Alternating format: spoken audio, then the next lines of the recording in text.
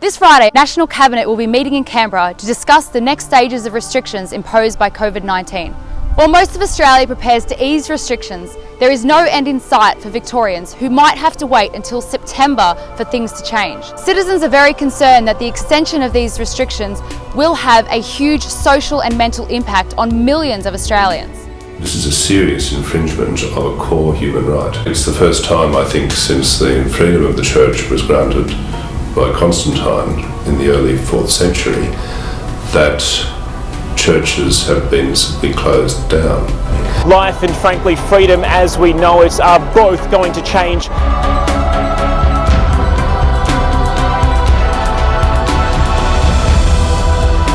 There's a concerning spike in suicide rates. Daniel Andrews needs to acknowledge the role that the faith and spiritual support plays in the lives of millions of Australians, essentially. My 3-year-old asked me, why are they taking my Jesus away from me? Oh, I have no answers. It's also concerning that these emergency measures will contradict the Victoria's Charter of Human Rights and Responsibilities Act. The Human Rights Commissioner, Kirsten Hilton, says that any restrictions on human rights must be necessary, justifiable, proportionate and time-bound. Human rights, by definition, are not something that we luxuriate in when times are good. They are things that must be maintained and preserved. We're aware that there has been a very significant health threat. I'm not denying that.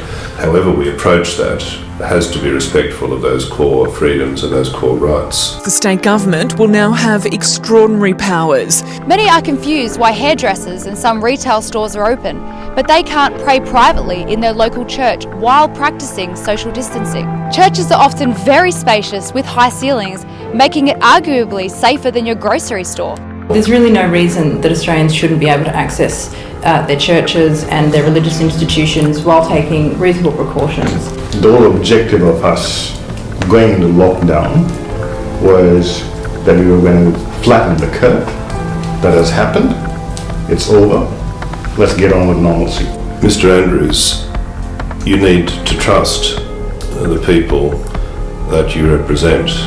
You need to trust them to do what is reasonably necessary for public health, and you need to give them the just liberty that they need to do that. They don't need to be belted over the head with unnecessary threats. Unless you want to be burying an elderly relative or your best mate or your parents, then do the right thing. According to the 2016 census, over 59% of Australians are faith-based and would argue that church is undeniably essential in their lives. So please, open up Victoria, open up the churches, and let us get on with rebuilding after this very difficult time.